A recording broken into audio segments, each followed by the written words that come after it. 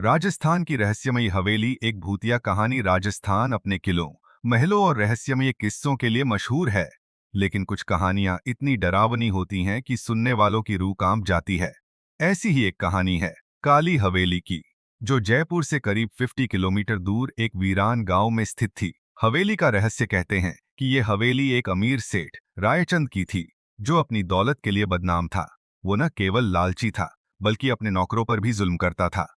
लेकिन हवेली का सबसे बड़ा रहस्य उसकी जवान बेटी चंद्रिका थी, जो हमेशा काले घूंघट में रहती थी।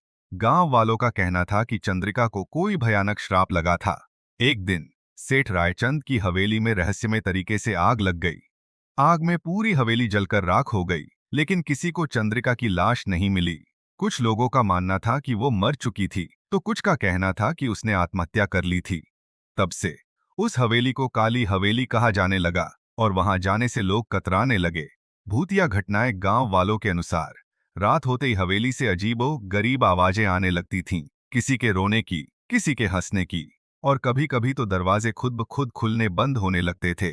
एक दिन कुछ साहसी नौजवानों ने तय किया कि वे हवेली में जाकर पता लगाएंगे कि वहां सच में भूत है या नहीं। रात के ठीक 12 बजे वे टॉर्च और कैमरे लेकर हवेली के अंदर घुसे।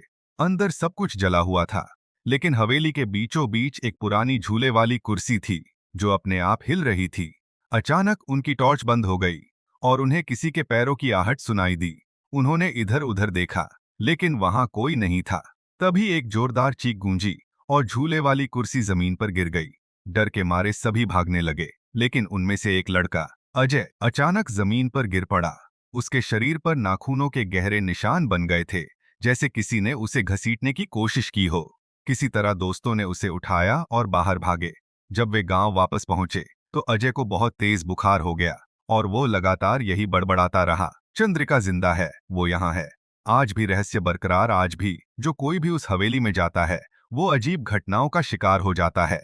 कुछ लोग कहते हैं कि चंद्रिका की आत्मा वहां भटक रही है, तो कुछ मानते हैं कि हवेली में किसी काले जादू की छाया है।